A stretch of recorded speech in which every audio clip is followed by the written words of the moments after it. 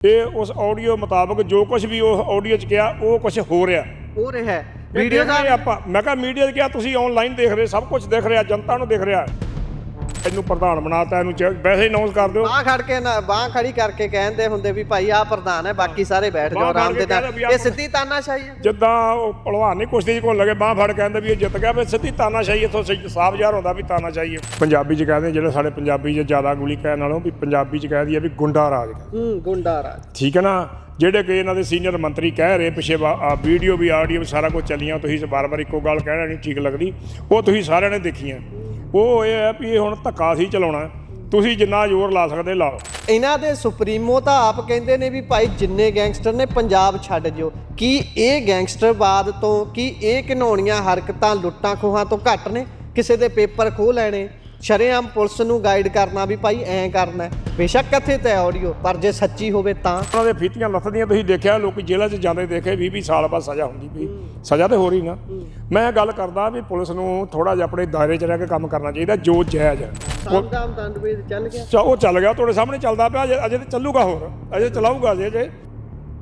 ਸੁਖਬੀਰ ਬਾਦਲ ਦੇ ਵੱਲੋਂ ਅੱਜ ਸਵੇਰ ਦੇ ਸਮੇਂ ਇੱਕ ਆਡੀਓ ਵੀਡੀਓ ਜਨਤਕ ਕੀਤੀ ਜਾਂਦੀ ਹੈ। ਕਥਿਤ ਤੌਰ ਦੇ ਉੱਪਰ ਉਹਨਾਂ ਦੇ ਵੱਲੋਂ ਕਿਹਾ ਜਾ ਰਿਹਾ ਹੈ ਕਿ ਇਹ ਪਟਿਆਲੇ ਦੇ ਐਸਐਸਪੀ ਦੀ ਆਡੀਓ ਹੈ ਜਿਸ ਦੇ ਵਿੱਚ ਵੱਖ-ਵੱਖ ਏਰੀਏਜ਼ ਦੇ ਅਫਸਰ ਇਸ ਦੇ ਵਿੱਚ ਮੌਜੂਦ ਨੇ। ਧੱਕੇ ਦੀ ਗੱਲ ਹੋ ਰਹੀ ਹੈ ਕਥਿਤ ਆਡੀਓ ਦੇ ਵਿੱਚ ਪਰ ਜੇਕਰ ਉਹ ਆਡੀਓ ਕਿਸੇ ਪਾਸਿਓਂ ਵੀ ਸੱਚੀ ਹੈ ਕਿਉਂਕਿ ਉਸ ਨੂੰ ਪੁਲਿਸ ਕਹਿ ਰਹੀ ਹੈ ਕਿ ਇਹ AI ਦੇ ਨਾਲ ਜਨਰੇਟਡ ਹੈ ਅਸੀਂ ਜਲਦੀ ਉਸ ਵਿਅਕਤੀ ਨੂੰ ਵੀ ਫੜ ਲਵਾਂਗੇ ਜਿਸ ਦੇ ਵੱਲੋਂ ਇਹ ਬਣਾਈ ਗਈ ਹੈ ਜਨਤਕ ਕੀਤੀ ਗਈ ਹੈ। ਮੇਰੇ ਨਾਲ ਭੁਪਿੰਦਰ ਸਿੰਘ ਗੋਤਰਾ ਹੁਣੀ ਸਾਬਕਾ ਪੁਲਿਸ ਮੁਲਾਜ਼ਮ ਮੌਜੂਦ ਨੇ ਇਹਨਾਂ ਦੇ ਨਾਲ ਗੱਲਬਾਤ ਕਰਕੇ ਆਪਾਂ ਜਾਣਦੇ ਹਾਂ ਕਿ ਪੁਲਿਸ ਦੀ ਡਿਊਟੀ ਕੀ ਇਹ ਹੁੰਦੀ ਹੈ ਕਿ ਤੁਸੀਂ ਫੜ ਕੇ ਪੇਪਰ ਪਾੜਨੇ ਨੇ? ਕੀ ਪੁਲਿਸ ਦੀ ਡਿਊਟੀ ਇਹ ਹੁੰਦੀ ਹੈ ਵੀ ਭਾਈ ਪ੍ਰੈਮਿਸਿਸ ਦੇ ਅੰਦਰ ਨਾ ਕੁਝ ਵੀ ਹੋਵੇ ਆਰਓ ਭਾਵੇਂ ਕਿਸੇ ਦੇ ਪੇਪਰ ਰੱਦ ਕਰਾ ਦੇਵੇ ਪਰ ਜੇ ਕੁਝ ਕਰਨਾ ਹੈ ਤਾਂ ਉਹ ਸੱਤਾ ਦੇ ਵਿੱਚ ਬੈਠੀ ਹੋਈ ਪਾਰਟੀ ਦੇ ਜਿਹੜੇ ਮੰਤਰੀ ਨੇ ਜਿਹੜੇ MLA ਨੇ ਜਿਹੜੇ ਅੱਗੇ ਲਾਏ ਹੋਏ ਉਹਨਾਂ ਦੇ ਲੋਕ ਨੇ ਉਹਨਾਂ ਤੋਂ ਪੁੱਛ ਕੇ ਕਰਨਾ ਹੈ। ਗੋਤਰਾ ਸਾਹਿਬ ਤਰਾਸਦੀ ਹੈ ਇਹ ਸਾਡੀ ਜਾਂ ਫਿਰ ਪੁਲਿਸ ਦਾ ਕੰਮ ਹੀ ਇਹ ਹੁੰਦਾ ਵੀ ਭਾਈ ਫਾਰਮ ਪਾੜਨੇ ਨੇ? ਜੇ ਕਿਸੇ ਨੇ ਇਲੈਕਸ਼ਨ ਦੇ ਵਿੱਚ ਖੜਨ ਜਾਣਾ ਹੈ ਜੇਕਰ ਉਹ ਕਿਸੇ ਨੂੰ ਨੁਕਸਾਨ ਪਹੁੰਚਾਉਂਦਾ ਹੈ ਤਾਂ ਉਹਦੇ ਕੰਮ ਆਉਣਾ ਹੈ ਪੁਲਿਸ ਨੇ ਨਾ ਕਿ ਪੁਲਿਸ ਦਾ ਕੰਮ ਲੋਕਾਂ ਦੀ ਜਾਨ ਮਾਲ ਦੀ ਰਾਖੀ ਕਰਨਾ ਤੇ ਇਹੋ ਜਿਹੇ ਸਮੇਂ ਦੇ ਉੱਪਰ ਸਾਰਾ ਕੁਝ ਸੁੱਖ ਸਬੀਲੀ ਹੋ ਜੇ ਇਹ ਕੰਮ ਹੈ। ਇਹ ਗੱਲ ਤੁਸੀਂ ਢਿੱਲੋਂ ਸਾਹਿਬ ਬਹੁਤ ਵਧੀਆ ਕੀਤੀ ਹੈ। ਗੱਲ ਇਹ ਕਿ ਕੁਛ ਦਿਨ ਪਹਿਲਾਂ ਸ਼ਾਇਦ ਮੀਟਿੰਗ ਦੇ ਵਿੱਚ ਤੁਸੀਂ ਸੁਣਿਆ ਹੋਣਾ ਕਿ ਇਹਨਾਂ ਦੇ ਸਿਸੋਦੀਆ ਸਾਹਿਬ ਨੇ ਕਿਹਾ ਸੀ ਵੀ ਆਪਾਂ ਇਲੈਕਸ਼ਨ ਜਿੱਤਣੇ ਜਾਮ ਦਾਮ ਦੰਡ ਜੋ ਵੀ ਲੱਗੇ ਲਾ ਉਹ ਤੁਹਾਡੇ ਸਾਹਮਣੇ ਹੁਣ ਆ ਰਿਹਾ ਸਾਹਮਣੇ। ਹੁਣ ਇਹ ਕਥਿਤ ਆਡੀਓ ਸਹੀ ਹੈ ਗਲਤ ਹੈ ਇਹ ਪੁਲਿਸ ਅਫਸਰਾਂ ਨੇ ਜਾਂ ਸੀਨੀਅਰ ਅਫਸਰਾਂ ਨੇ ਜਾਂ ਕਿਸੇ ਵੀ ਇਹਦੀ ਇਨਕੁਆਇਰੀ ਤੇ ਹੋਣੀ ਬਾਅਦ ਦੇ ਵਿੱਚ। ਪਰ ਉਹਨਾਂ ਨੇ ਤਾਂ ਕਹਿਤਾ ਜੀ ਆਪਣੇ ਵੱਲੋਂ ਟਵੀਟ ਕਰਕੇ ਅਗਲੇ ਕਹਿੰਦੇ ਭਾਈ AI ਨਾਲ ਜਨਰੇਟਡ ਹੈ ਬੰਦਾ ਵੀ ਜਲਦੀ ਫੜਾਂਗੇ। ਉਹ ਉਹਨਾਂ ਨੇ ਕਹਿਤਾ ਹੁਣ ਗੱਲ ਤੇ ਅੱਜ ਲਾਸਟ ਦਿਨ ਕਾਗਜ਼ ਭਰਨ ਦਾ ਮੁੱਖ ਮੰਤਰੀ ਸਾਹਿਬ ਸਾਡੇ ਚਲੇ ਗਏ ਜਾਪਾਨ ਚਲੇ ਗਏ ਦੌਰੇ ਤੇ ਠੀਕ ਹੈ ਮੁੱਖ ਮੰਤਰੀ ਦਾ ਪੱਲਾ ਝਾੜਿਆਗਾ ਉਹ ਹੋ ਗਿਆ ਬਰੀ ਵਿੱਚੋਂ ਸਾਫ਼ ਨਿਕਲ ਗਿਆ। ਹੁਣ ਰਹਿ ਗਏ ਮੌਕੇ ਦੀ ਪੁਲਿਸ ਤੇ ਮੌਕੇ ਦੇ ਜਿਹੜੇ ਬਾਕੀ ਉਹਨਾਂ ਦੇ ਜੂਨੀਅਰ ਬਚੇ। ਗੱਲ ਉੱਥੇ ਆ ਗਈ ਵੀ ਕਾਮਦਾਮ ਦੰਡ ਜੋ ਵੀ ਲੱਗਣਾ ਉਹਨਾਂ ਨੇ ਲਾ ਦੇਣਾ। ਉਹ ਹੁਣ ਗੱਲ ਪੁਲਿਸ ਤੇ ਆ ਕੇ ਡਿੱਗ ਗਈ। ਪੁਲਿਸ ਦੀ ਕੀ ਆਡੀਓ ਉਹ AI ਵੱਲੋਂ ਬਣਾਈ ਗਈ ਹੈ ਕੀ ਉਹ ਸਹੀ ਹੈ ਕੀ ਉਹ ਨਹੀਂ ਗਲਤ ਪਰ ਉਸ ਆਡੀਓ ਦੇ ਮੁਤਾਬਕ ਜੋ ਅੱਜ ਹਾਲਾਤ ਦੇਖੇ ਜਾ ਰਹੇ ਨੇ ਹੁਣ ਉਸ ਮੌਕੇ ਇਹ ਉਸ ਆਡੀਓ ਮੁਤਾਬਕ ਜੋ ਕੁਝ ਵੀ ਉਹ ਆਡੀਓ 'ਚ ਕਿਹਾ ਉਹ ਕੁਝ ਹੋ ਰਿਹਾ ਵੀਡੀਓ ਦਾ ਆਪਾਂ ਮੈਂ ਕਿਹਾ ਮੀਡੀਆ 'ਚ ਕਿਹਾ ਤੁਸੀਂ ਆਨਲਾਈਨ ਦੇਖ ਰਹੇ ਸਭ ਕੁਝ ਦਿਖ ਰਿਹਾ ਜਨਤਾ ਨੂੰ ਦਿਖ ਰਿਹਾ। ਇੱਥੋਂ ਤੱਕ ਕਿ ਧਰਨਿਆਂ ਤੇ ਦੁਨੀਆ ਆ ਗਈ ਹੈ ਲੋਕਾਂ ਕੋਲੋਂ ਕਾਗਜ਼ ਖੋਹਦੇ ਹੋਏ ਦਿਖਾ ਰਹੇ ਦੁਨੀਆ ਭੱਜਦੇ ਲੋਕਾਂ ਨੂੰ ਦਿਖਾ ਰਹੇ ਨੇ। ਇਹਦਾ ਮਤਲਬ ਇਹ ਹੈ ਕਿ ਦੁਨੀਆ ਦੇ ਨਾਲ ਧੱਕਾ ਹੋ ਰਿਹਾ ਧੱਕੇ ਤੇ ਸਰਕਾਰ ਧੱਕਿਆਂ ਤੇ ਉਤਰ ਆਈ ਹੈ। ਇਸ ਧੱਕਿਆਂ ਨਾਲ ਇਹ ਨਹੀਂ ਹੋ ਸਕਦਾ ਵੀ ਸਰਕਾਰ ਕਹੇ ਵੀ ਅਸੀਂ ਜੇ ਜਿੱਤ ਗਏ ਉਹ ਤੁਸੀਂ ਉੱਦਾਂ ਹੀ ਕਹਿ ਦਿਓ ਜਨਤਾ ਨੂੰ ਵੀ ਨਹੀਂ ਵੀ ਤੁਸੀਂ ਚੰਨਿਆਂ ਦੇ ਵੋਟਾਂ ਪਾਉਣਾ ਸਾਰਿਆਂ ਪਾ ਦਿਓ ਸਾਨੂੰ ਪਾ ਦਿਓ ਜੀ ਸਾਰੇ ਜਾਂ ਵੈਸੇ ਅਨਾਉਂਸ ਕਰ ਦਿਓ ਵੀ ਆ ਜੀ ਹੁਣ ਸੰਮਤੀ ਇਲੈਕਸ਼ਨ ਹੋਣੇ ਜਾਂ ਇਹਨੂੰ ਪ੍ਰਧਾਨ ਬਣਾਤਾ ਇਹਨੂੰ ਵੈਸੇ ਹੀ ਅਨਾਉਂਸ ਕਰ ਦਿਓ। ਬਾਹ ਖੜ ਕੇ ਨਾ ਬਾਹ ਖੜੀ ਕਰਕੇ ਕਹਿੰਦੇ ਹੁੰਦੇ ਵੀ ਭਾਈ ਆਹ ਪ੍ਰਧਾਨ ਹੈ ਬਾਕੀ ਸਾਰੇ ਬੈਠ ਜਾਓ ਆਰਾਮ ਦੇ ਨਾਲ। ਇਹ ਸਿੱਧੀ ਤਾਨਾਸ਼ਾਹੀ ਹੈ। ਜਿੱਦਾਂ ਉਹ ਭਲਵਾਨ ਨਹੀਂ ਕੁਸ਼ਤੀ 'ਚ ਕੋਲ ਲੱਗੇ ਬਾਹ ਫੜ ਕਹਿੰਦੇ ਵੀ ਇਹ ਜਿੱਤ ਗਿਆ ਵੀ ਸਿੱਧੀ ਤਾਨਾਸ਼ਾਹੀ ਇੱਥੋਂ ਸਾਫ਼ ਜ਼ਾਹਰ ਹੁੰਦਾ ਵੀ ਤਾਨਾਸ਼ਾਹੀ ਹੈ। ਜਿਵੇਂ ਕਿ ਜੋ ਵੀ ਹੋ ਰਿਹਾ ਧੱਕਾ ਜਿੱਦਾਂ ਦਾ ਵੀ ਹੋ ਰਿਹਾ ਜਨਤਾ ਦੇ ਨਾਲ ਹੋ ਰਿਹਾ ਪਰ ਉਸ ਧੱਕੇ ਦਾ ਰਿਜ਼ਲਟ ਤੇ ਮਾੜਾ ਹੀ ਹੈ ਨਾ। ਆਫਟਰ ਆਲ ਜਿਹੜਾ ਖਰਚਾ ਹੋ ਰਿਹਾ ਕੋਈ ਬੰਦੇ ਵਿੱਚ ਉਹੀ ਗੱਲ ਵੀ ਕੋਈ ਬੰਦੇ ਵਿੱਚ ਨਜਾਇਜ਼ ਵੀ ਜੇਲ੍ਹ 'ਚ ਜਾਣੇ ਅੰਦਰ ਕਰਦੇ ਨੇ ਪਰਚੇ ਦਰਜ ਹੋਣੇ ਨੇ ਮਾਰ ਕਟਾਈ ਹੋਣੇ ਕੋਈ ਜ਼ਖਮੀ ਹੋਣੇ ਕੋਈ ਭੱਜ ਦੌੜ ਹੋਣਾ ਇਹ ਸਾਰਾ ਕੁਝ ਉਹਦੇ ਵਿੱਚ ਹੋ ਰਿਹਾ। ਇਹਨਾਂ ਚੀਜ਼ਾਂ ਦਾ ਸਰਕਾਰ ਨੂੰ ਸਾਡੇ ਅਫਸਰਾਂ ਨੂੰ ਧਿਆਨ ਦੇਣਾ ਚਾਹੀਦਾ ਨਾ ਕਿ ਸਰਕਾਰ ਕਿਉਂਕਿ ਸਰਕਾਰ ਤੁਹਾਨੂੰ ਵੀ ਪਤਾ ਵੀ ਆ ਹੁਣ ਸਾਲ ਤੇ ਸਰਕਾਰ ਦਾ ਇੱਕ ਹੀ ਰਹਿ ਗਿਆ ਨਾ। ਮੁੜ ਕੇ ਸਰਕਾਰ ਦੂਜੀ ਆਉਣੀ ਹੈ ਨਾ। ਇਹ ਤਾਂ ਤੁਹਾਨੂੰ ਵੀ ਪਤਾ ਵੀ ਸਰਕਾਰ ਉਹ ਲਗਾਤਾਰ ਤੇ ਅੱਜ ਤੱਕ ਸਰਕਾਰ ਕੋਈ ਛੇਤੀ ਕੀਤਾ ਮੈਂ ਦੇਖਿਆ ਨਹੀਂ ਵੀ ਰਿਹਾ ਜੇ। ਤੇ ਮਾਹੌਲ ਪੰਜਾਬ ਦਾ ਐਡਾ ਕੁ ਖਰਾਬ ਹੋ ਰਿਹਾ, ਹਮੇਸ਼ਾ ਹੀ ਸਾਰੇ ਪਾਸੇ ਹੀ ਤਰਾਸਦੀ ਆ ਰਹੀ, ਕਿਸੇ ਪਾਸੇ ਵੀ ਲਾ ਲਓ, ਜਨਤਾ ਦੀ ਲਾ ਲਓ, ਪੁਲਿਸ ਦੀ ਲਾ ਲਓ, ਹਰ ਪਾਸੇ ਹੀ ਧੱਕਾ ਹੋ ਰਿਹਾ। ਪਰ ਗੱਲ ਇੱਥੇ ਇਹ ਆ ਜਾਂਦੀ ਹੈ ਵੀ ਭਾਰਤ ਨੂੰ ਇਹ ਕਹਿ ਕੇ ਮਾਣਿਆ ਜਾਂਦਾ ਵੀ ਸਭ ਤੋਂ ਵੱਡੀ ਡੈਮੋਕ੍ਰੇਸੀ ਹੈ। ਹਾਂ, ਨੰਬਰਾਂ ਦੇ ਲਿਹਾਜ਼ ਨਾਲ ਹੋਵਾਂਗੇ ਪਰ ਕੁਆਲਿਟੀ ਦੇ ਹਿਸਾਬ ਨਾਲ ਹੈਗੇ ਆ। ਜਦੋਂ ਆਹ ਤਸਵੀਰਾਂ ਦੇਖਦੇ ਆ, ਜਿਹੜੀ ਕੁਆਲਿਟੀ ਹੈ ਵੀ ਭਾਈ ਇਲੈਕਸ਼ਨਾਂ ਲੋਕਾਂ ਨੂੰ ਇਹ ਫੀਲ ਕਰਾਉਂਦੀਆਂ ਨੇ ਵੀ ਸਾਡਾ ਵੀ ਸੱਤਾ 'ਚ ਹਿੱਸੇਦਾਰੀ ਹੈਗੀ ਹੈ। ਜਦੋਂ ਅਸੀਂ ਇੱਕ ਬਟਨ ਨੱਪਦੇ ਆ, ਜਾ ਕੇ ਅਸੀਂ ਇੱਕ ਬੈਲਟ ਪੇਪਰ ਤੇ ਨਿਸ਼ਾਨ ਲਾਉਂਦੇ ਆ, ਜਦੋਂ ਉੱਥੇ ਵੀ ਬੰਦੇ ਨੂੰ ਨਾ ਪਹੁੰਚਣ ਦਿੱਤਾ ਜਾਵੇ, ਜਦੋਂ ਉੱਥੇ ਲੜਨ ਵਾਲੇ ਵਿਅਕਤੀਆਂ ਤੱਕ ਨੂੰ ਵੀ ਨਾ ਪਹੁੰਚਣ ਦਿੱਤਾ ਜਾਂਦਾ ਹੋਵੇ, ਪੁਲਿਸ ਖੁਦ ਆਪ ਕਹਿ ਰਹੀ ਹੋਵੇ ਵੀ MLA ਨੂੰ ਪੁੱਛ ਲਓ ਭਾਈ ਕਿਹਨੂੰ ਰੋਕਣਾ ਕਿਹਨੂੰ ਨਹੀਂ ਰੋਕਣਾ, ਕਿੱਥੇ ਰੋਕਣਾ ਉਹ ਅਸੀਂ ਦੱਸ ਦਿੰਨੇ ਆ ਵੀ ਪ੍ਰੈਮਿਸਿਸ ਤੋਂ ਬਾਹਰ ਸਰਕਾਰੀ ਬਿਲਡਿੰਗ ਤੋਂ ਬਾਹਰ ਰੋਕ ਦਿਓ। ਪਰ ਜੇ ਉਹ ਆਪਣੀ ਜ਼ੁਰਤ ਵਰਤ ਕੇ ਅੰਦਰ ਵੀ ਆ ਗਿਆ ਤਾਂ ਕੋਈ ਨਾ, RO ਨੂੰ ਕਹਿ ਦਿਓ ਵੀ ਪੇਪਰ ਰੱਦ ਕਰਨੇ ਨੇ। ਇਹ ਡੈਮੋਕ੍ਰੇਸੀ ਦੀ ਕੁਆਲਿਟੀ ਤੁਹਾਨੂੰ ਕਿੱਦਾਂ ਦੀ ਲੱਗਦੀ ਹੈ? ਕਿ ਇਹਨੂੰ ਹੀ ਡੈਮੋਕ੍ਰੇਸੀ ਕਹਿੰਦੇ ਨੇ? ਫਿਰ ਇਹਦੇ ਨਾਲੋਂ ਤਾਂ ਤਾਨਾਸ਼ਾਹ ਜਿਹੜੇ ਦੇਸ਼ ਨੇ ਉਹ ਨਹੀਂ ਚੰਗੇ ਜਾਪਦੇ ਵੀ ਇਲੈਕਸ਼ਨਾਂ ਹੋਣ ਹੀ ਨਾ, ਵੀ ਕੰਮ ਹੀ ਨਿਬੜੇ। ਮੈਂ ਉਹੀ ਕਿਹਾ ਡੈਮੋਕ੍ਰੇਸੀ ਦਾ ਤਾਂ ਸਿਰਫ ਨਾਂ ਰਹਿ ਗਿਆ ਵੀ ਡੈਮੋਕ੍ਰੇਸੀ ਹੈ ਸਾਡੇ, ਜੋ ਕਿ ਡੈਮੋਕ੍ਰੇਸੀ ਖਤਮ ਹੋ ਚੁੱਕੀ ਹੈ ਇਸ ਵੇਲੇ। ਪੰਜਾਬੀ 'ਚ ਕਹਿੰਦੇ ਜਿਹੜੇ ਸਾਡੇ ਪੰਜਾਬੀ 'ਚ ਜ਼ਿਆਦਾ ਗੋਲੀ ਕਹਿਣ ਨਾਲੋਂ ਵੀ ਪੰਜਾਬੀ 'ਚ ਕਹਿ ਦਈਏ ਵੀ ਗੁੰਡਾ ਰਾਜ ਕਹਿੰਦੇ। ਗੁੰਡਾ ਰਾਜ, ਠੀਕ ਹੈ ਨਾ। ਜਿਹੜੇ ਕਿ ਇਹਨਾਂ ਦੇ ਸੀਨੀਅਰ ਮੰਤਰੀ ਕਹਿ ਰਹੇ ਪਿੱਛੇ ਵੀਡੀਓ ਵੀ ਆਡੀਓ ਸਾਰਾ ਕੁਝ ਚੱਲੀਆਂ, ਤੁਸੀਂ ਵਾਰ-ਵਾਰ ਇੱਕੋ ਗੱਲ ਕਹਿਣਾ ਨਹੀਂ ਠੀਕ ਲੱਗਦੀ, ਉਹ ਤੁਸੀਂ ਸਾਰਿਆਂ ਨੇ ਦੇਖੀਆਂ। ਉਹ ਇਹ ਹੈ ਵੀ ਹੁਣ ਧੱਕਾ ਸੀ ਚਲਾਉਣਾ, ਤੁਸੀਂ ਜਿੰਨਾ ਜ਼ੋਰ ਲਾ ਸਕਦੇ ਲਾ ਲਓ। ਪਰ ਇੱਥੇ ਗੋਤਰਾ ਸਾਹਿਬ ਇੱਕ ਗੱਲ ਹੋਰ ਆ ਜਾਂਦੀ ਹੈ, ਤੁਸੀਂ ਬਹੁਤ ਚੰਗਾ ਨੁਕਤਾ ਚੁੱਕਿਆ ਕਿ ਗੁੰਡਾ ਰਾਜ। ਪਰ ਇਹਨਾਂ ਦੇ ਸੁਪਰੀਮੋ ਤਾਂ ਆਪ ਕਹਿੰਦੇ ਨੇ ਵੀ ਭਾਈ ਜਿੰਨੇ ਗੈਂਗਸਟਰ ਨੇ ਪੰਜਾਬ ਛੱਡ ਜਿਓ। ਕੀ ਇਹ ਗੈਂਗਸਟਰਵਾਦ ਤੋਂ, ਕੀ ਇਹ ਘਿਨਾਉਣੀਆਂ ਹਰਕਤਾਂ ਲੁੱਟਾਂ ਖੋਹਾਂ ਤੋਂ ਘੱਟ ਨੇ?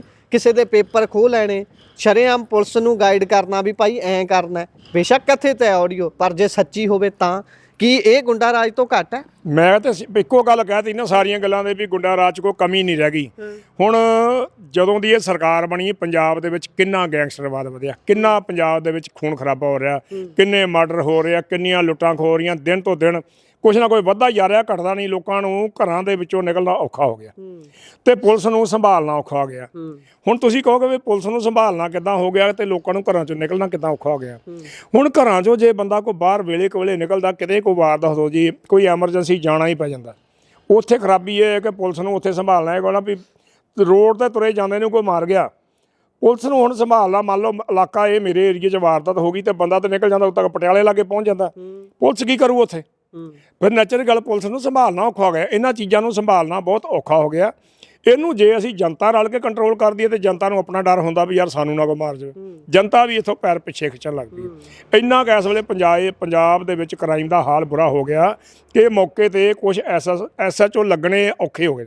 ਅੱਛਾ ਗੋਤਰਾ ਸਾਹਿਬ, ਇਹ ਜ਼ਰੂਰ ਦੱਸਿਓ ਕਿ ਇਲੈਕਸ਼ਨਾਂ ਦੇ ਵਿੱਚੋਂ ਆਮ ਲੋਕਾਂ ਦਾ ਭਰੋਸਾ ਤਾਂ ਉੱਠ ਹੀ ਰਿਹਾ ਭਾਈ, ਲੋਕ ਵੋਟਾਂ ਨਹੀਂ ਪਾਉਣ ਜਾਂਦੇ, ਲਗਾਤਾਰ ਪ੍ਰਤੀਸ਼ਤਤਾ ਘਟਦੀ ਜਾਂਦੀ ਹੈ ਵੀ ਭਾਈ ਵੋਟ ਹੀ ਨਹੀਂ ਪਾਉਣ ਗਏ ਲੋਕ।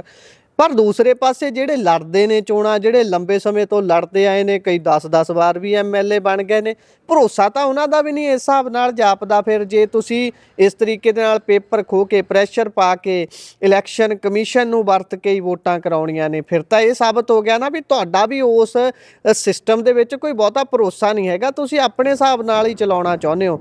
ਆਮ ਆਦਮੀ ਪਾਰਟੀ ਦੀ ਪੰਜਾਬ 'ਚ ਆਪਾਂ ਇਹ ਹਾਲਤ ਦੇਖ ਰਹੇ ਹਾਂ, ਕੇਂਦਰ 'ਚ ਮੋਦੀ ਹੋਣਾ ਦੀ ਦੇਖ ਰਹੇ ਹਾਂ ਵੀ ਉਹਨਾਂ ਤੇ ਇਲਜ਼ਾਮ ਲੱਗਦੇ ਨੇ ਵੀ ਇਲੈਕਸ਼ਨ ਕਮਿਸ਼ਨ ਨੂੰ ਵਰਤ ਲੈਂਦੇ ਨੇ। ਫਿਰ ਫਰਕ ਕੀ ਰਹਿ ਗਿਆ? ਇਹਨਾਂ ਸੱਤਾ ਦੇ ਵਿੱਚ ਬੈਠੇ ਹੋਏ ਲੋਕਾਂ ਨੂੰ ਜਦੋਂ ਉਸ ਸਿਸਟਮ 'ਚ ਭਰੋਸਾ ਨਹੀਂ ਹੈ ਤਾਂ ਆਮ ਲੋਕ ਉਸ 'ਚ ਭਰੋਸਾ ਕਿਵੇਂ ਕਰਨ? ਕਿ ਇਹਨਾਂ ਨੂੰ ਆਪਣੇ ਕੰਮ ਤੇ ਨਹੀਂ ਯਕੀਨ, ਜਾਂ ਫਿਰ ਉਸ ਸਿਸਟਮ ਤੇ ਨਹੀਂ ਭਰੋਸਾ ਜਿਹਦੇ ਵਿੱਚੋਂ ਵੋਟਾਂ ਪੈ ਕੇ ਇਹਨਾਂ ਨੇ ਚੁਣਿਆ ਜਾਣਾ ਹੁੰਦਾ? ਗੱਲ ਕੀ ਹੈ, ਕੰਮ ਦੀ ਕਮੀ ਹੈ ਜਾਂ ਫਿਰ ਭਰੋਸੇ ਦੀ ਕਮੀ ਹੈ? ਮੈਂ ਨਾ ਇੱਕ ਛੋਟੀ ਜੀ ਐਗਜ਼ਾਮਪਲ ਦੇਣਾ ਤੁਹਾਨੂੰ। ਪੰਜਾਬ ਨੂੰ ਪਹਿਲਾਂ ਕਹਿੰਦੇ ਸੀ 5 ਦਰਿਆਵਾਂ ਦੀ ਧਰਤੀ, ਫਿਰ ਕਹਿੰਦੇ ਸੀ 6ਵਾਂ ਦਰਿਆ ਜੀ ਨਸ਼ਿਆਂ ਦਾ ਆ ਗਿਆ, ਠੀਕ ਹੈ। ਹੁਣ 7ਵਾਂ ਦਰਿਆ ਚੁਟਕਲਿਆਂ ਦਾ ਆ ਗਿਆ। ਕੱਲੇ ਚੁਟਕਲਾ ਚਲਾਇਆ ਜਿਹੜਾ ਚਲਾਇਆ ਸਰਕਾਰ ਨਹੀਂ ਚੱਲਣੀ, ਕਿਉਂਕਿ ਜਨਤਾ ਜਿਹੜੀ ਬੜੀ ਸਿਆਣੀ ਹੋ ਗਈ ਹੈ। ਜੇ ਜਨਤਾ ਵੋਟ ਪਾਉਣ ਨਹੀਂ ਜਾਵੇਗੀ ਤੇ ਜਨਤਾ ਦਾ ਪਤਾ ਕਿੱਦਾਂ ਲੱਗੇਗਾ? ਜੇ ਜਨਤਾ ਵੋਟ ਪਾਉਣ ਨਹੀਂ ਜਾਂਦੀ, ਇੱਥੋਂ ਸਾਫ਼ ਜ਼ਾਹਰ ਹੁੰਦਾ ਕਿ ਜਨਤਾ ਤੁਹਾਡੇ ਕੰਮਕਾਰ ਤੇ ਖੁਸ਼ ਨਹੀਂ ਹੈ। ਠੀਕ ਹੈ ਨਾ ਗੱਲ। ਦੂਜੀ ਗੱਲ, ਜੇ ਕੋਈ ਪਾਉਣ ਜਾਂਦਾ ਵੀ ਹੈ ਉਹਨੂੰ ਜ਼ਬਰਦਸਤੀ ਉਹ ਕੋਈ ਵੋਟਾਂ ਪਵਾਈਆਂ ਜਾਂਦੀਆਂ, ਧੱਕੇ ਨਾਲ ਬਦਮਾਸ਼ੀ ਕੀਤੀ ਜਾਂਦੀ ਹੈ ਵੀ ਚੁੱਕ ਕੇ ਲਿਆਇਆ ਜਾਂਦਾ ਜਾਂ ਵੋਟਾਂ ਪਵਾਈਆਂ ਜਾਣੀਆਂ। ਜਾਂ ਫਿਰ ਕੱਲੀ ਲਾਲਚ ਦੇ ਦਿੱਤਾ ਜਾਂਦਾ, ਚੀਜ਼ਾਂ ਦਿੱਤੀਆਂ ਜਾਂਦੀਆਂ, ਜਾਂ ਲਾਲਚ ਦੇ ਦਿੱਤਾ ਜਾਂਦਾ। ਪਰ ਸਾਡੇ ਪੰਜਾਬੀਆਂ ਨੂੰ ਇਹਦੇ ਬਾਰੇ ਗੌਰ ਕਰਨੀ ਚਾਹੀਦੀ। ਐਡੀ ਛੇਤੀ ਲਾਲਚ ਵਿੱਚ ਨਾ ਉਹ ਦੇਣਗੇ ਕੀ ਲਾਲਚ, ਤੁਹਾਨੂੰ 2000 ਰੁਪਇਆ 5000 ਰੁਪਇਆ ਦੇ ਦੇਣਗੇ, ਮੁੜ ਕੇ 5 ਸਾਲ ਤੁਹਾਡੀ ਬਾਤ ਨਹੀਂ ਪੁੱਛਣੀ ਕਿਸੇ ਨੇ, ਤੁਹਾਡਾ ਹਾਲ ਨਹੀਂ ਸੁਣਨਾ ਕਿਸੇ ਨੇ। ਜਿਵੇਂ ਕਿ ਹੁਣ ਹੁੰਦਾ ਪਿਆ ਸਰਕਾਰਾਂ ਦੇ ਚੁਟਕਲੇ ਸੁਣਾ ਕੇ ਸਰਕਾਰਾਂ ਨੇ ਸਾਰਾ ਕੁਝ ਕਰਤਾ। ਸਰਕਾਰਾਂ, ਜਿਹੜੀ ਸਰਕਾਰ ਮੌਕੇ ਦਾ ਮੁੱਖ ਮੰਤਰੀ ਇੱਕ ਆਮ ਜਨਤਾ ਦੀ ਆਵਾਜ਼ ਹੀ ਨਹੀਂ ਸੁਣਦਾ। ਆਮ ਜਨਤਾ ਦੀ ਆਵਾਜ਼ ਕਿਸੋਂ ਸੁਣਦਾ? ਸਿਰਫ ਤੁਹਾਡੇ ਰਾਹੀਂ। ਜੇ ਆਪਾਂ ਕਹੀਏ ਵੀ ਜਨਤਾ ਜਾ ਕੇ ਉੱਥੇ ਫਰਿਆਦ ਕਰ ਲੇ ਵੀ ਮੁੱਖ ਮੰਤਰੀ ਨੂੰ ਦੱਸਦੇ, ਨਹੀਂ ਦੱਸੀ ਜਾਂਦੀ। ਜਿਹਦੀ ਕਿ ਇੱਕ ਤੁਹਾਨੂੰ ਮੈਂ ਹੋਰ ਮਿਸਾਲ ਦੇ ਦੇਣਾ ਕਿ ਕਰਨਲ ਬਾਠ ਵਾਲੇ ਮਾਮਲੇ ਦੇ ਵੀ, ਪਟਿਆਲੇ ਦਾ ਮਾਮਲਾ, ਉਹ ਵੀ ਪਟਿਆਲੇ ਦਾ ਹੀ ਮਾਮਲਾ ਸੀ। ਪਟਿਆਲੇ ਦੀ ਪੁਲਿਸ ਬਹੁਤ ਨਾਮਣਾ ਖੱਟਦੀ ਹੈ ਇਸ ਸਾਰੇ ਮਾਮਲੇ ਦੇ ਵਿੱਚ। ਕਦੀ ਇਨਕਾਊਂਟਰ ਕਰ ਦਿੱਤਾ ਹੈ, ਕਦੀ ਕਰਨਲ ਬਾਠ ਵਰਗਿਆਂ ਨੂੰ ਝੰਬ ਕੇ ਕਹਿਤਾ ਵੀ ਭਾਈ ਤੇਰਾ ਖਾਤਮਾ ਹੀ ਹੈ, ਕਦੀ ਕੁਝ ਤੇ ਕਦੀ ਕੁਝ। ਇਹ ਪਟਿਆਲੇ ਦੇ ਏਰੀਏ ਦੇ ਵਿੱਚ ਹੀ ਪਠਾਨ ਮਾਜਰਾ ਹੋਣਾ ਦਾ ਏਰੀਆ ਪੈਂਦਾ, ਉਹ ਤਾਂ ਨਿਕਲ ਗਏ ਆਸਟ੍ਰੇਲੀਆ, ਉਹਨਾਂ ਨੂੰ ਤਾਂ ਫੜਿਆ ਨਹੀਂ ਗਿਆ। ਇਹ ਪਟਿਆਲਾ ਪੁਲਿਸ ਫੀਤੀਆਂ ਲਵਾਉਣ ਚ ਅੱਗੇ ਕਿਉਂ ਹੈ ਸਾਰਿਆਂ ਤੋਂ? ਫੀਤੀਆਂ ਲੱਗੀਆਂ ਤਾਂ ਨਹੀਂ, ਲੱਥਣਗੇ ਜ਼ਰੂਰ ਜੇ ਇਹੋ ਜਿਹਾ ਕੰਮ ਰਿਹਾ। ਕਿਉਂਕਿ ਜੇ ਸਰਕਾਰ ਆਫਟਰ ਆਲ ਕੋਈ ਬਚਾਅ ਵਾਲੀ ਸਰਕਾਰ ਵੀ ਤੇ ਆਉਣੀ ਹੈ ਨਾ। ਜੇ ਬਦਲਾਅ ਦੁਨੀਆ ਚਾਹੁੰਦੀ, ਜੇ ਬਦਲਾ ਲਿਆ ਕੇ ਤੀਜਾ ਫੇਰ ਬਦਲ ਵੀ ਹੋ ਸਕਦਾ, ਤੇ ਗਾਂ ਸਰਕਾਰ ਜਿਹੜੀ ਜਨਤਾ ਕੋਈ ਨਿਆਣੀ ਨਹੀਂ, ਅਗਲਿਆਂ ਨੇ ਦੂਜਾ ਵੀ ਬਦਲਾਅ ਫਿਰ ਲਿਆਉਣਗੇ। ਫਿਰ ਉਹਦੇ ਵਿੱਚ ਪੁਲਿਸ ਨੂੰ ਜਿਹੜੀਆਂ ਫੀਤੀਆਂ ਲੱਗਦੀਆਂ ਦੇਖਣੀਆਂ ਕਿ ਲੱਥਦੀਆਂ ਦੇਖਦੇ ਆ। ਮੈਂ ਕਹਿੰਦਾ ਵੀ ਫਿਰ ਪਤਾ ਲੱਗ ਜੂ। ਨਹੀਂ ਤੇ ਪੁਰਾਣੇ ਤੁਸੀਂ ਦੇਖਿਆ 84 ਦੇ ਹਾਲ ਦੇ ਵਿੱਚ ਜੋ ਕੁਝ ਹੋਇਆ, ਉਹਨਾਂ ਦੇ ਫੀਤੀਆਂ ਲੱਥਦੀਆਂ ਤੁਸੀਂ ਦੇਖਿਆ। ਲੋਕ ਜੇਲ੍ਹਾਂ 'ਚ ਜਾਂਦੇ ਦੇਖੇ, 20-20 ਸਾਲ ਬਾਅਦ ਸਜ਼ਾ ਹੁੰਦੀ ਪਈ। ਸਜ਼ਾ ਤੇ ਹੋ ਰਹੀ ਨਾ। ਮੈਂ ਗੱਲ ਕਰਦਾ ਵੀ ਪੁਲਿਸ ਨੂੰ ਥੋੜ੍ਹਾ ਜਿਹਾ ਆਪਣੇ ਦਾਇਰੇ 'ਚ ਰਹਿ ਕੇ ਕੰਮ ਕਰਨਾ ਚਾਹੀਦਾ, ਜੋ ਜਾਇਜ਼ ਹੈ। ਚਾਹੇ ਮੌਕੇ ਦਾ ਕੋਈ ਅਫਸਰ ਹੋਏ, ਚਾਹੇ SSP ਹੋਏ, ਚਾਹੇ DIG, ਈਵਨ ਕਿ ਮੈਂ DGP ਸਾਹਿਬ ਨੂੰ ਵੀ ਇਹ ਗੱਲ ਕਹਿਣਾ ਕਿ ਸਾਰੀ ਆਪਣੀ ਪੁਲਿਸ ਨੂੰ, SSP ਨੂੰ, ਸਾਰਿਆਂ ਨੂੰ ਇਸ ਗੱਲ ਨੂੰ ਸਮਝਾ ਕੇ ਕਿਹਾ ਜਾਵੇ ਕਿ ਆਪਣੇ ਦਾਇਰੇ 'ਚ ਰਹਿ ਕੇ ਜੋ ਤੁਹਾਡੀ ਡਿਊਟੀ ਉਹ ਕੰਮ ਕਰੋ, ਨਾ ਕਿ ਸਰਕਾਰ ਦੇ ਕਹਿਣ 'ਤੇ ਕਰੋ। ਮੇਰਾ ਛੋਟਾ ਜਿਹਾ ਆਖਰੀ ਸਵਾਲ ਹੈ ਗੋਤਰਾ ਸਾਹਿਬ ਕਿ ਪੁਲਿਸ ਕਿਸੇ ਦੇ ਵੀ ਧੱਕੇ ਇੰਨੀ ਛੇਤੀ ਕਿਵੇਂ ਚੜ ਜਾਂਦੀ ਹੈ, ਖਾਸ ਤੌਰ ਤੇ ਜਿਹੜਾ ਸੱਤਾ 'ਚ ਹੁੰਦਾ ਹੈ? ਸੱਤਾ 'ਚ ਬੇਸ਼ੱਕ ਕੋਈ ਪਾਰਟੀ ਹੈ, ਪਰ ਤੁਹਾਡਾ ਕੰਮ ਤਾਂ ਪੁਲਿਸਿੰਗ ਕਰਨਾ ਹੈ ਨਾ, ਤੁਹਾਡਾ ਕੰਮ ਤਾਂ ਜਾਨ ਮਾਲ ਦੀ ਰਾਖੀ ਕਰਨਾ ਹੈ ਨਾ। ਅਸੀਂ ਕਦੋਂ ਤੋਂ ਇਸ ਤਰੀਕੇ ਦੇ ਨਾਲ ਗੁਲਾਮ ਹੋ ਗਏ ਆ ਵੀ ਪੁਲਿਸ ਲੈਂਦੀ ਹੈ ਸਰਕਾਰੀ ਤਨਖਾਹ, ਪਰ ਕੰਮ ਕਿਸੇ ਪਾਰਟੀ ਦੇ ਲਈ ਕਰਦੀ ਹੈ? ਇਹ ਕਿਵੇਂ ਪੋਸੀਬਲ ਹੈ? ਪੁਲਿਸ ਦਾ ਧੱਕੇ ਚੜ ਜਾਣਾ ਕਦੋਂ ਤੋਂ ਸ਼ੁਰੂ ਹੋਇਆ ਸੀ? ਕਿਹੜੇ ਰਾਜ 'ਚ ਸ਼ੁਰੂ ਹੋਇਆ ਸੀ? ਆਪਾਂ ਅਕਾਲੀਆਂ ਕਾਂਗਰਸੀਆਂ ਨੂੰ ਬਰੀ ਨਹੀਂ ਕਰਦੇ, ਕੀਤਾ ਇਹਨਾਂ ਨੇ ਵੀ ਉਹੀ ਕੁਝ ਹੈ, ਪਰ ਕਦੋਂ ਤੋਂ ਸ਼ੁਰੂ ਹੋਇਆ ਪੁਲਿਸਿੰਗ ਦਾ ਇਹ ਹਾਲ? ਮੈਂ ਤੇ ਜਦੋਂ ਦੀ ਹਾਊਸ ਸੰਭਾਲੀ ਹੈ ਨਾ, ਦੇਖਦੇ ਆਏ ਆ, ਚੱਲਦਾ ਸੀ। ਸਰਕਾਰਾਂ ਦਾ ਧੱਕਾ ਚੱਲਦਾ ਸੀ, ਇਹ ਗੱਲ ਨਹੀਂ ਵੀ ਨਹੀਂ ਚੱਲਦਾ ਸੀ। ਕਾਂਗਰਸ ਦੁੱਧ ਧੋਤੀ ਨਹੀਂ ਆਪਾਂ ਕਹਿ ਦਈਏ, ਜਾਂ ਅਕਾਲੀ ਦੁੱਧ ਧੋਤੇ ਨੇ। ਤੇ ਤੀਜੀ ਗੱਲ ਇਹਨਾਂ ਦੀ, ਪਰ ਜੋ ਇਹਦੇ ਵਿੱਚ ਦੇਖਿਆ ਨਾ ਧੱਕਾ, ਮੈਂ ਉਹਨਾਂ ਸਰਕਾਰਾਂ 'ਚ ਨਹੀਂ ਦੇਖਿਆ। ਠੀਕ ਹੈ, ਜਨਤਾ ਨੂੰ ਸਰਕਾਰ ਮਿਲਦੀ ਵੀ ਸੀ, ਭਗਵੰਤ ਮਾਨ ਮੁੱਖ ਮੰਤਰੀ ਸੀ, ਜਨਤਾ ਨੂੰ ਮਿਲਦਾ ਵੀ ਸੀ, ਸੁਣਦਾ ਵੀ ਸੀ। ਦੂਜਾ ਆਪਣਾ ਸੁਖਬੀਰ, ਆਪਣਾ ਬਾਦਲ ਸਾਹਿਬ, ਉਹ ਜਨਤਾ ਨੂੰ ਸੁਣਦਾ ਵੀ ਸੀ, ਮਿਲਦਾ ਵੀ ਸੀ। ਉਸ ਤੋਂ ਪਹਿਲਾਂ ਕੈਪਟਨ ਵੀ ਲਾ ਲਓ ਜਾਂ ਦੂਜੀ ਸਰਕਾਰਾਂ ਵੀ ਲਾ ਲਓ, ਮਿਲਦੀਆਂ ਸੀ, ਜਨਤਾ ਦੀ ਆਵਾਜ਼ ਸੁਣਦੀ ਸੀ, ਦੁੱਖ ਤਕਲੀਫ ਸੁਣਦੇ ਸੀ। ਪਰ ਇੰਨਾ ਧੱਕਾ ਨਹੀਂ ਜਿੰਨਾ ਇਹ ਦੇਖ ਰਹੇ ਹਾਂ। ਫਿਰ ਇਹ ਧੱਕਾ ਕਰਨ ਤੋਂ ਪਹਿਲਾਂ ਹੀ ਮੀਡੀਆ 'ਚ ਕਹਿ ਰਹੇ ਨੇ ਜੀ ਅਸੀਂ ਜੋ ਤਰੀਕਾ ਵਰਤਦਾ ਸੀ, ਸਰਕਾਰ ਜਿੱਤਣੀ, ਅਸੀਂ ਵੋਟਾਂ ਜਿੱਤਣੀਆਂ ਜੀ। ਤੇ ਇੱਥੋਂ ਸਾਫ਼ ਜ਼ਾਹਰ ਹੁੰਦਾ ਵੀ ਧੱਕਾ ਇਹਨਾਂ ਨੇ ਚਲਾਉਣਾ ਹੈ।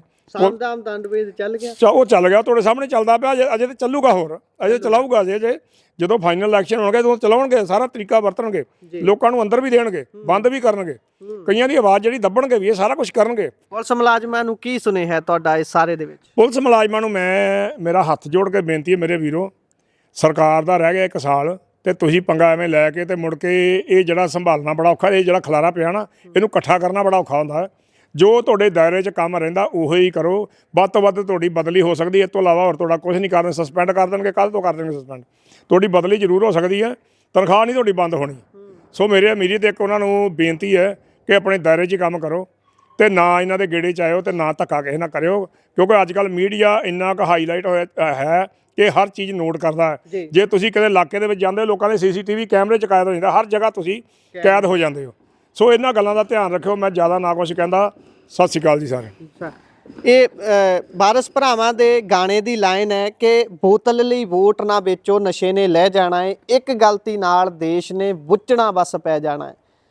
ਬੇਸ਼ੱਕ ਉਹਨਾਂ ਦੇ ਗੀਤ ਦੀ ਇਹ ਲਾਈਨ ਸੀ, ਪਰ ਅੱਜ ਦੇ ਸਮੇਂ 'ਚ ਇਹ ਸੱਚਾਈ ਜਾਪਦੀ ਹੈ।